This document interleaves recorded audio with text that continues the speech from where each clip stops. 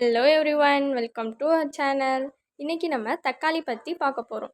தக்காளியோட சயின்டிஃபிக் நேம்னு பார்த்தீங்கன்னா சொலானம் லைக்கோபர்சிகம். இந்த தக்காளிக்குன்னு ஒரு ஃபேமிலி இருக்குது. தக்காளியோட ஃபேமிலி என்னென்னா சொலானேசியே ஃபேமிலி. இந்த தக்காளியில் வந்து எல்லோ அப்புறம் வந்து ரெட் கலர் இருக்குல்ல, அதுக்கு வந்து பிக்மெண்ட்ஸ் இருக்குது. லைக்கோபீன் அப்படிங்கிற அந்த பிக்மெண்ட் வந்து நம்ம தக்காளியில் இருக்க அந்த சிவப்பு நிறத்துக்கு வந்து காரணமாக இருக்குது. அதே மாதிரி இந்த மஞ்சள் நிற தக்காளிக்கு வந்து கரோட்டினாய்டு அப்படிங்கிற அந்த பிக்மெண்ட் வந்து காரணமாக இருக்குது. இது வந்து 15ஆம் நூற்றாண்டில் வந்து இது வந்து ஒரு பாய்சனஸ் ஃபுட்டு அப்படின்னு சொல்லிட்டு இருந்தாங்க. அப்புறம் இந்த பிரிட்டிஷ்காரங்க வந்து இதை சாப்பிட்லாம், இது ஒரு ஸ்டேபிள் ஃபுட்டு அப்படின்னு சொல்லி இதை சொன்னாங்க. அப்புறம் இந்த தக்காளியில் பார்த்தீங்கன்னா தக்காளி பச்சடி, தக்காளி தொக்கு, தக்காளி சட்னி இதெல்லாம் வைக்கலாம். எனக்கு வந்து தக்காளி சட்னினா ரொம்ப பிடிக்கும். உங்களுக்கு எது பிடிக்கும்னு கமெண்ட் பண்ணுங்கள். அப்புறம் இந்த தக்காளியில் இருக்க விதையில் வந்து தக்காளி எண்ணெய் தயாரிப்பாங்க.